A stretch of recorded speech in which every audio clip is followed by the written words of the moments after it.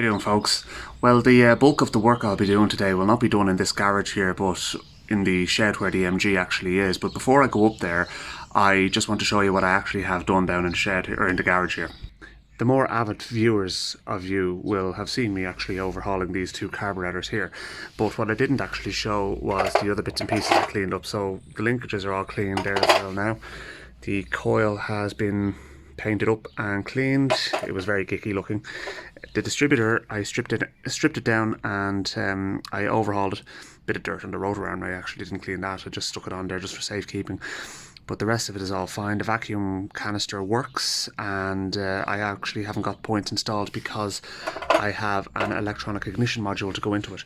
There's the point and condenser in there, and a few of the other fixtures and fittings for it. In amongst the other tasks I performed, I disassembled the rocker shaft. They're all in the correct order of which they came off the shaft, and they obviously need to be cleaned. There's various fixtures and fasteners and stuff like that, all which need to be cleaned as well.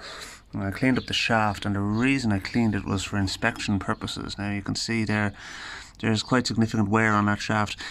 The internet, helpful as it is, assures me that that's quite normal on these engines, but isn't an acceptable situation. It needs to be replaced, but it's not a sign of anything worse than a worn rocker shaft. So they're readily available. They're only about €15 or so. So we'll be replacing the rocker shaft. I'll inspect the bushings on the rockers themselves, see what sort of state they're in. I imagine they probably need to be replaced as well. We clean everything up.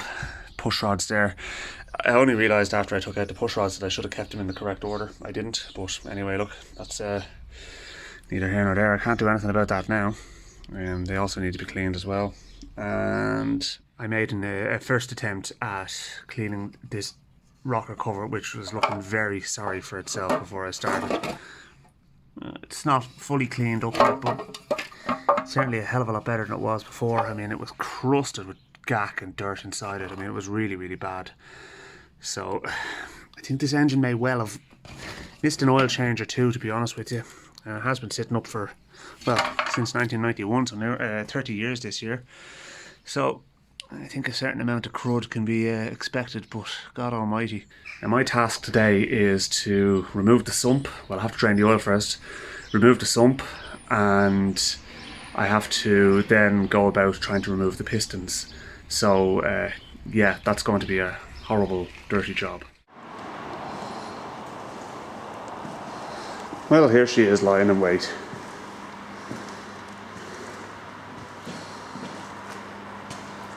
Jelly Bean. I still think it's a great name.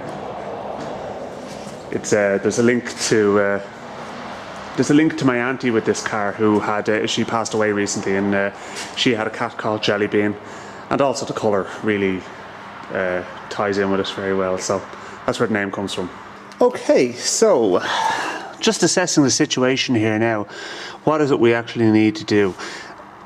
Well, basically the issue is the fact that I need to get the sump off first of all in order to remove the pistons from to disconnect them from the crankshaft. So I have to drain the oil first, and that involves jacking up the car. So we'll get the car up on jacks, and then once I have that done, see, there's a school of thought here where I have to remove the front subframe anyway in order to actually do a lot of the work I want to do. So do I remove the front subframe and make my job an awful lot easier than removing the sump? I think I do, to be honest with you. Let's have a look and see what's involved in removing the front subframe. Yes, I'm making it up as I go along, okay? Don't act so surprised.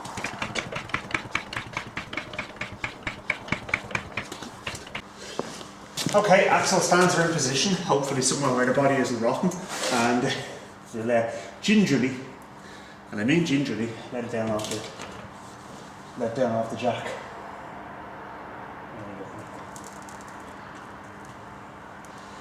Some settling of contents may occur during transit. Right, okay, now, you know what, removing a front subframe from one of these cars actually looks like a fairly straightforward job, and that will be the rock I perish on saying something like that. However, I'm going to give it a go, and we're going to see how we get on. Because if I can get that front subframe out, that means I can then drop the sump off very easily, and then I can get the pistons out, and I also have the front subframe then to work on as well in the process, and I have a lot of the parts for that. So let's have a quick look and see how rusted and horrible everything is under here, and we'll see what we need to do. So I'm thinking if they come off easily, the sensible thing to do is to remove the wheels first of all. So let's start by doing that. A 21mm socket does the trick, even though they would be imperial, but that fits nicely. So send the Ugga Duggas, and if they come off, great. If they don't, we'll leave them on. Oh, look at this.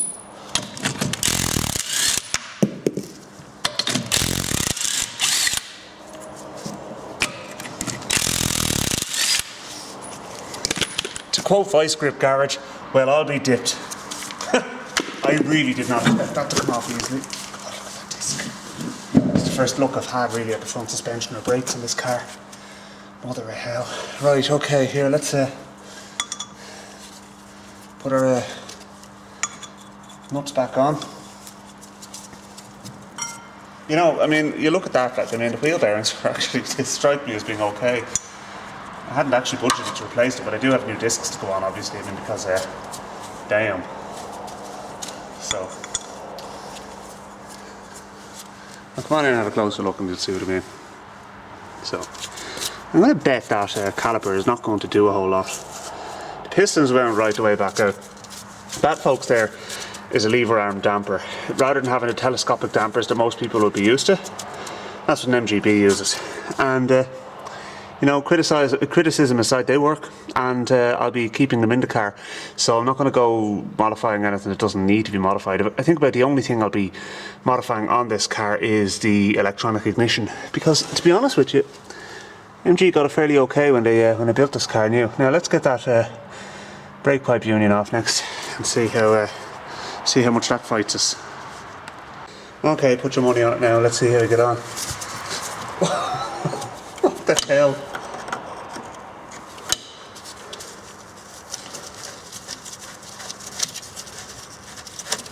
You honestly couldn't make it up, folks. You could not make this up. How did that come out?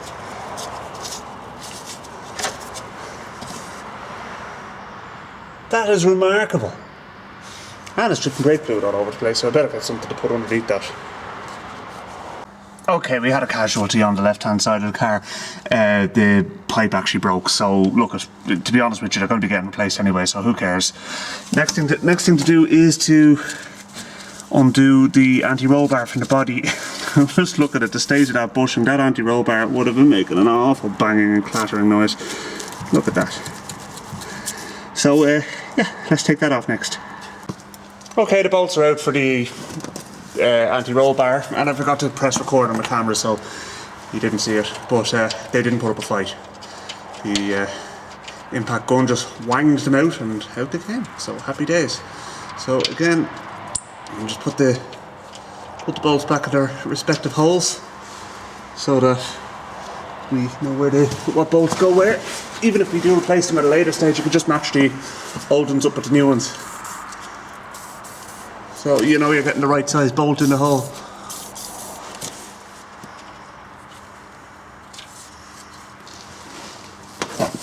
Okay, there's one hole there where the threads are a bit bunched in, so I'll just run a tap through it when it comes to reassembly. We're still a long way away from that, so for the moment anyway, that's absolutely fine. Next thing to do is this. The tutorial I read, they said to remove all the steering components from the cross member before dropping it.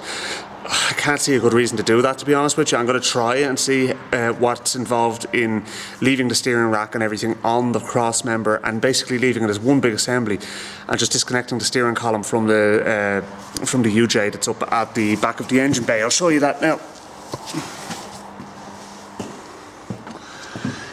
So you can see there's the UJ there. Now there must also be a way of disconnecting the steering shaft from the actual rack down there as well.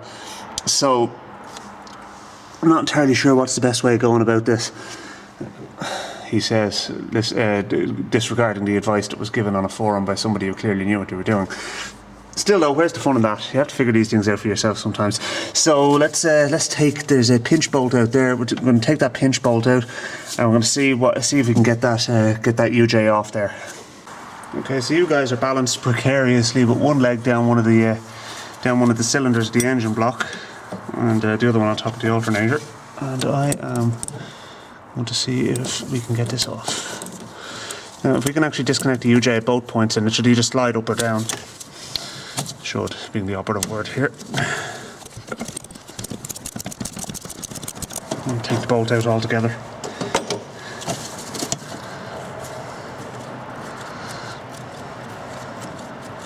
Sometimes with these, it's not just splines, there's a kind of a slot in the shaft as well, so if you don't take the bolt out all the way, it's not going anywhere.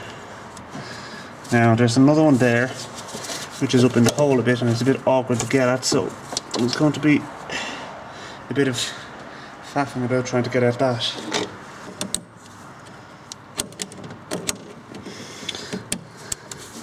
Universal truth with ratchet spanners is you'll always put them on the wrong way around first time.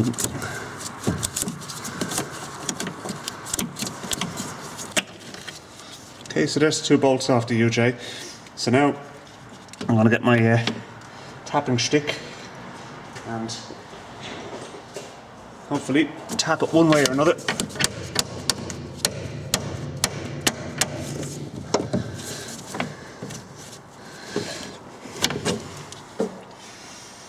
Okay, so it's coming off. It just it's kind of up. Let's see if we can get it.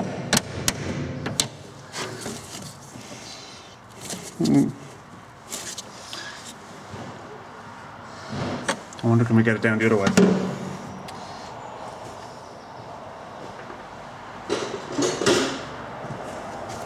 This is a sacrificial screwdriver before people give out to me for using a screwdriver to pry things. I know that, but it will do the job. Okay, so let's see now. So what I'm trying to do is I'm trying to get it one side of the shaft at least out of the off the UJ. So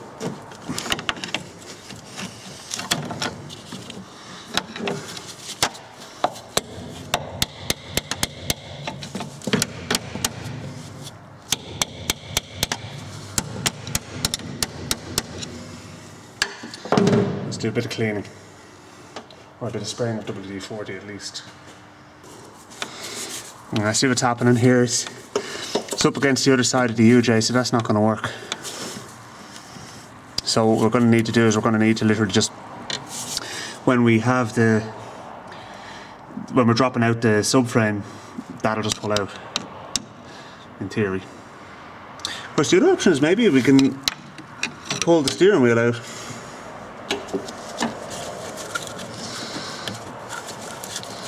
Don't see what's going to stop that from happening now. We'll have a look and see.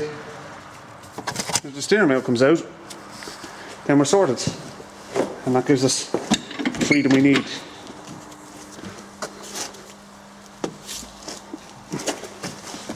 I'm sure there's something stopping it from happening, but let me try and figure this one out.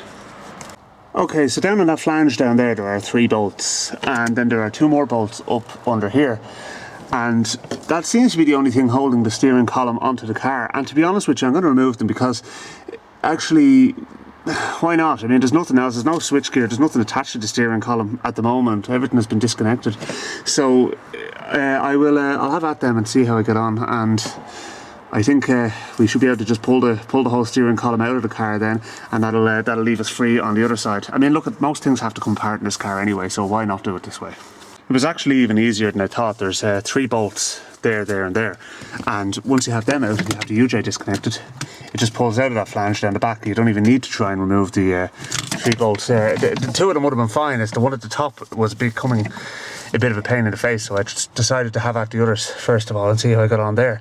And fortunately enough I did. So anyway, so that's that sorted out. So the next thing we can do is we can remove the 4 bolts holding the cross member onto the car, but we need to jack that up first of all because I do not want it falling on me. Because something tells me a 1970s British car, the front cross member is not going to be made of aluminium. Okay, so I have the front cross member supported on the jack there now. The car is obviously up on the axle stands. I had the jack in place under the car before just as a sort of a belt and braces approach. I always do that, you know. I mean, even if it's on axle stands, just put the jack under loosely, so if the axle stand fails or slips out or something, Jack will catch it in theory. Anyway, right, I'm getting aside the point here. So yeah, next thing we need to do is we need to have a go at removing the 4 bolts that are holding in the cross member. Now I'm hoping by sending the Ugga Duggas that I will not need to hold the nut underneath, or hold the bolt head underneath, if there even is a bolt head. I don't think they're studded. But anyway, let's see how we fare out. I'm going to try that one at the back first of all, because it's one of the easier ones. I'm going to see how we get on. So let's get you guys into a good position. Sorry, it's about as good as I'm going to manage in order to it's about as good as I'm going to get as a viewing angle for you. Oh, lovely. Well, lovely enough. It came off, but I dropped it on the floor. I'll get it now in a minute. Okay, I'm going to leave that one in loosely. Okay, so that's 2 of them.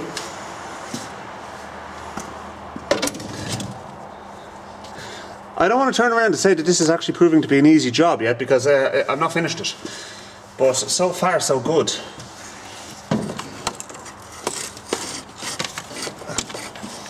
It's proven to be one of the more interesting jobs, to tell you the truth. Never removed the front subframe out of anything before, so. And when I'm doing it without a manual. Okay, so that one's out, and lastly is this one here.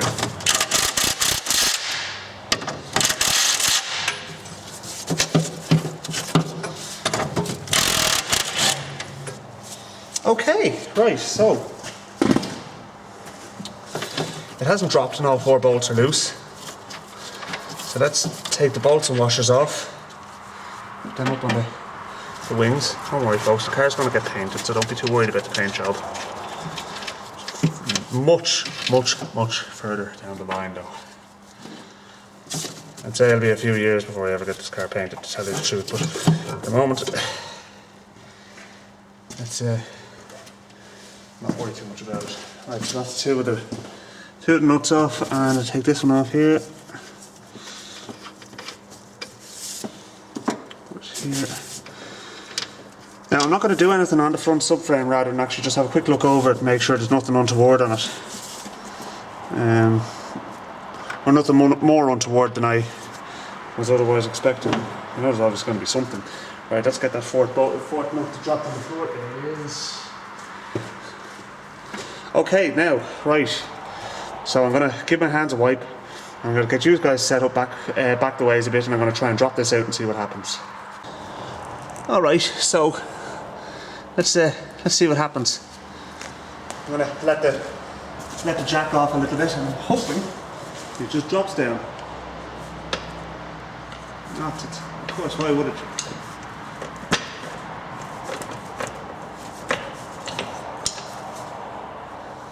Okay.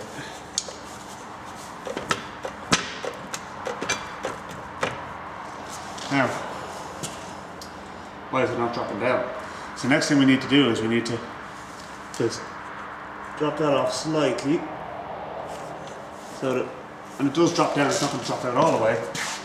And I'm going to just get a rod of some description, and I'm going to just tap down on the heads of those bolts, and hopefully that'll free it up. So where's my tapping stick? There it is. Right, now.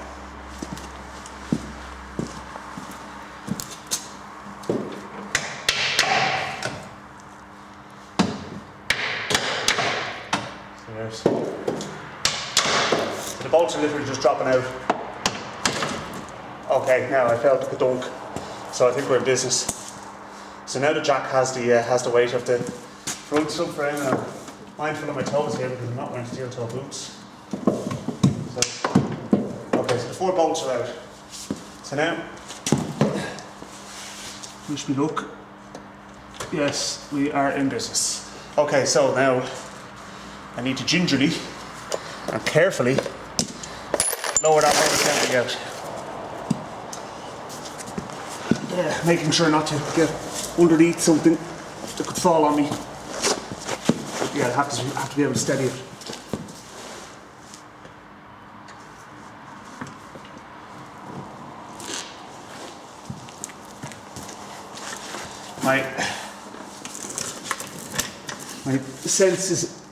my good sense is telling me just to let it down and deal with it when it's on the ground.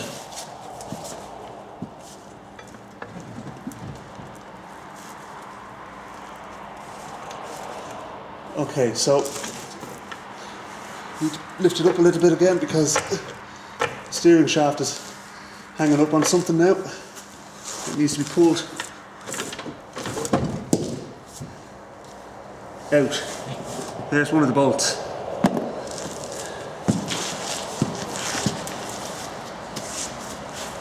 Let's see how the steering shaft is looking. Get the UJ off the other end now. There's the UJ. So, now at least the UJ is not going to foul on anything. So I should be able to, let's get my paper and drop right out of the way. Sensible thing would be to have the drop light underneath where I want it. Do that.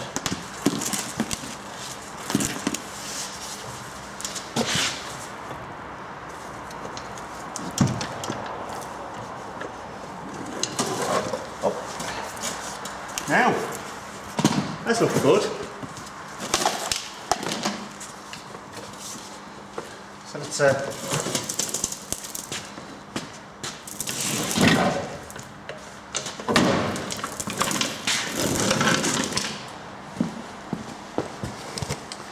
and there we have it. The front subframe is out. And I'd say I did that in less than an hour. It's a handy job. I actually really was impressed with how easily that came out. So I can say that now because it's actually out on the floor. Now let's try and just, there we go. Yeah, I can't see why you would want to take the steering rack off it before you remove it, to tell you the truth. There's many ways to skin a cat, as they say. Different people have different experiences with these type of things, so I wouldn't be too critical of them. But that means that I can now work on all the suspension and steering components and the brakes on the front and everything like that out of the car. I can get that basically propped up onto something so I can do it all on the bench, and that is so handy.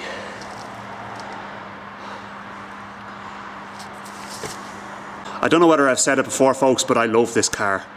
It's just such a joy to work on. I mean, compared to anything else I work on, to be honest with you, it's just like, this is a car that's been sitting up since 1991 and it is not fighting me. I mean, okay, fair enough, there's a lot to be done on it, but I mean, it's just that. It's just such a joy. Okay, so what have we got? Basically, we've got solid disc brakes on the front, 2 piston calipers, none of that sliding pin nonsense that they have in modern cars. Proper calipers on the front. There's our lever arm damper. These are bushings that sit on the front of sit on the top of the subframe and basically isolate the subframe from the body, and will be getting replaced along with everything else. This is our steering rack, anti-roll bar, for which I have new bushings as well.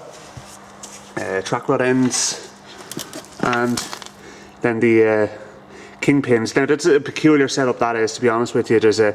It's going to take a bit of doing to overhaul them, but nonetheless we can do it, and that's a job for another day. But now the subframe is out anyway, I can move it aside and get stuck into what I came here to do in the first instance, which was remove the piston. So let's have a look and see what's involved in removing the sump and get that oil drained before I forget.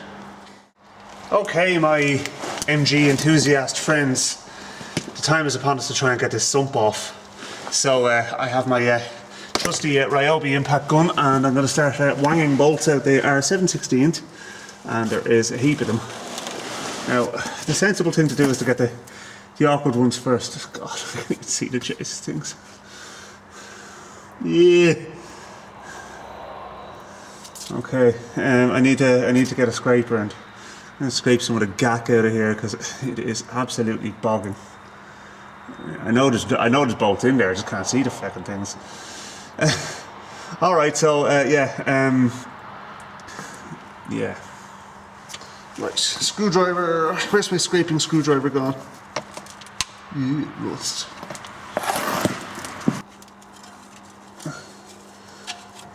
It's definitely there's definitely parts of this car that are showing its age. There's no doubt about that. But sump plug put back in. Where the hell it's gone? Because I don't want it dribbling a steady stream of gack all over me. I mean, I flushed the oil twice in this now at this stage, and it's still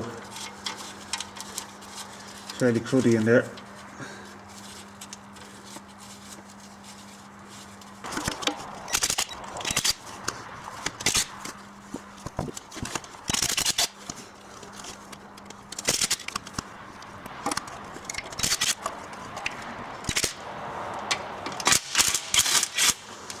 Makes good sense just to leave one in on either side before you go any further. So I have one there that I just broke the torque on, but I didn't actually remove. So that one will be removed once I have something underneath the oil pan just to support it, so it doesn't fall off on top of me.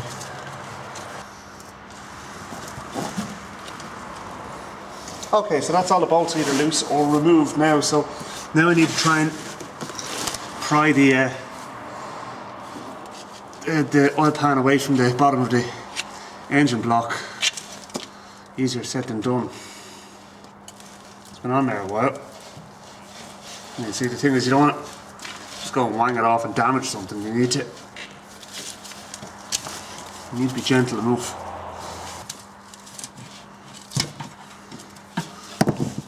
Okay, I think we're good to go. Oh, the smell.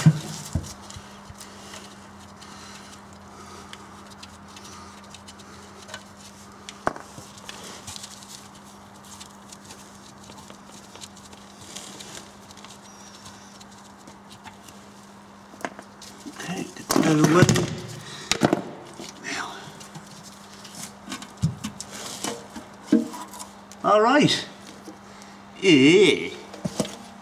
Gross. There's our oil pickup screen, which is decidedly unclogged. And yeah, big end bearings. There's your big end there, love. Is it all right? Right. Okay. Here, let's have a look at the shite that's in the bottom of that oil pan first of all.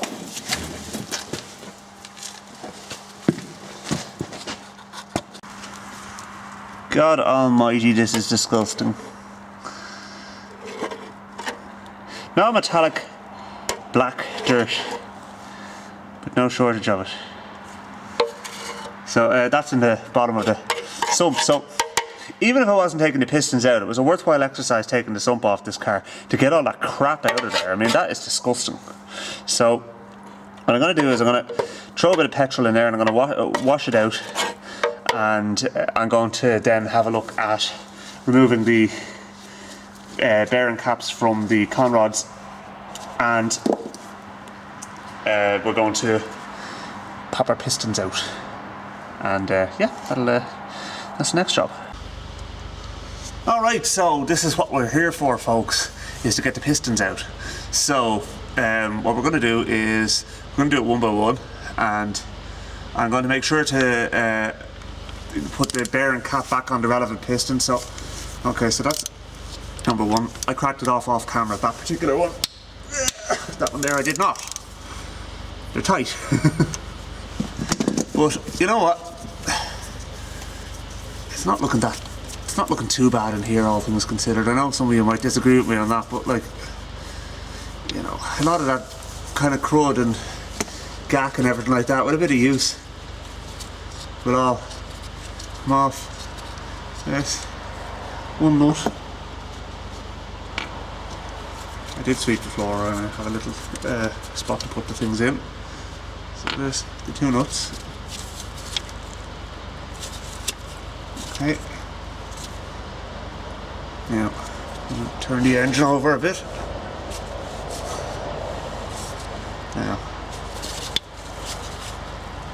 so we need something just to tap that.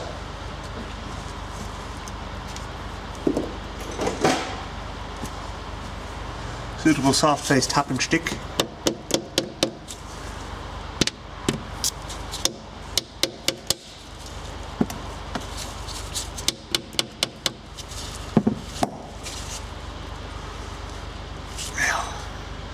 Maybe soft face is not the answer here. Maybe we need to.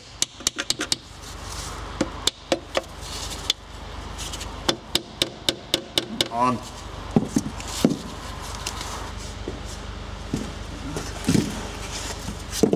Okay, I'm not going to go leathering it out of it. I just need to give it a little tap just to persuade it to come out and to comply with me.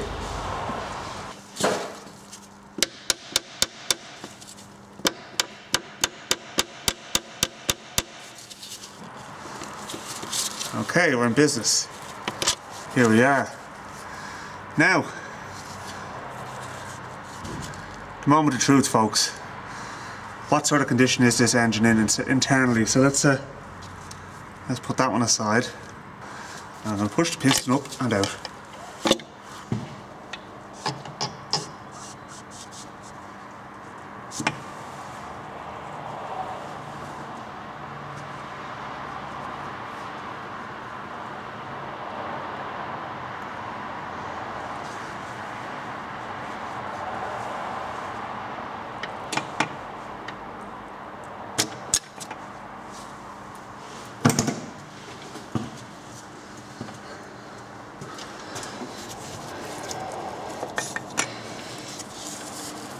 Now there's number one piston out. So let's have a look at it.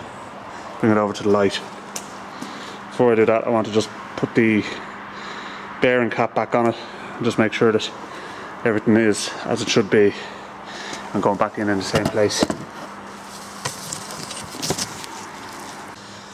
Alright, so this is number one piston, and let's have a quick look at our bearing.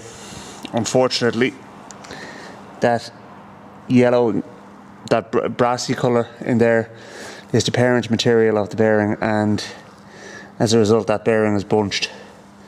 So that's bearing number one that's gone. Feck it anyway. Alright, so we're going to need to set a set of bearings as well for this engine. Now as for the pistons and rings, I mean, I don't know, it's a short answer whether or not they're serviceable.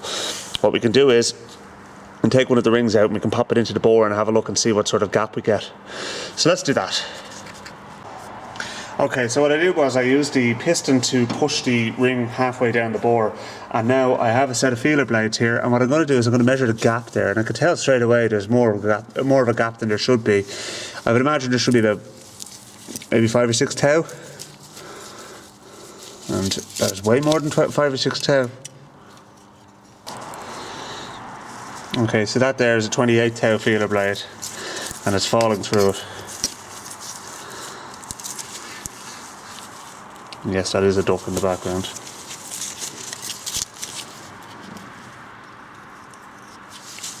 That's 30 thou. That's 30 thou. Now I'm blind. I like this Ryobi floodlight, but the stand is not very good.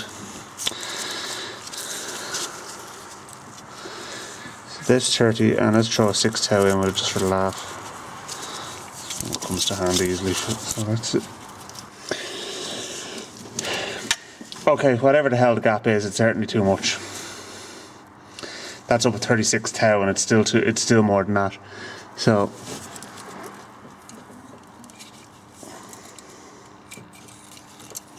it's about right at that. It's about 30. It's probably about 37, 38 thou. As I said, that's where we're getting our blow by crankcase blow by from. So to me, those rings look very badly worn.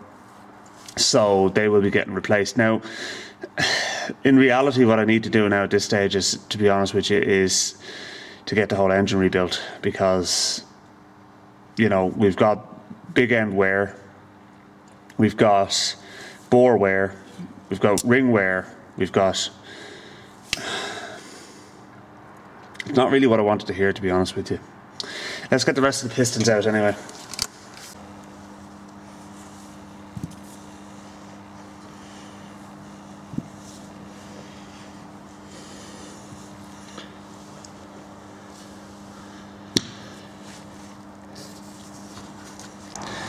Okay, so what's the state of play?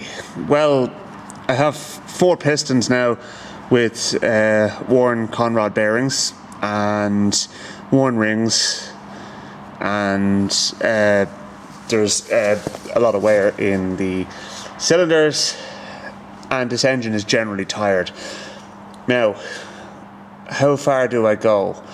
Do I go down the route of changing the rings, changing the bearings, doing the crankshaft bearings, getting the head work done? Well, if I'm going to be doing this engine, I kind of have to. Either that or I get somebody else to do it for me, or I buy a long block, or try and buy a decent second-hand engine. Either way, I would like to get this engine back working again. So I think what I'll probably do is I'll probably go down the route of buying all the bearings and rings and stuff like that, and trying to do as much of the work myself as possible. It's not to say I'll get everything right, but I'll try to talk to the people who do know what they're doing and get their advice. So the next step really now is tidy up the garage, put everything away, and go home and have my dinner, because I've done as much as I was going to do today. What I'm going to do is I'm going to bring the head to, there's a specialist who's going to do the valve seats for me. I'm going to get hardened valve seats put in. The likelihood is the guides are going to need to be done as well. Get the rocker shaft sorted out, and then we can make a parts list of what I need to do to get the bottom end sorted out. So yeah, unfortunately it's just going, you know, it's kind of accumulating a little bit, and the more things accumulate on this car, the further down the road I kind of have to push some of it. So yeah, I think I will get away with just putting bearings in the engine and rings. Maybe take the block out and get it honed, and yeah, I have to have a think about that and make a decision. Please do comment below and let me know what you think I should do, because at the moment I'm stumped, said the treated lumberjack. So honestly, I don't know what to do. I'm actually I'm at a bit of a crossroads here now with this. I could theoretically change the rings and put the pistons back in with the bearings that are on it, but why would you put worn bearings into an engine when you have them out? There's no reason to do that, so I'm not going to be doing that. But yeah, anyway, look, we'll leave it there, folks. Thanks very much for watching, and I shall chat to you again in a future video. Talk to you soon.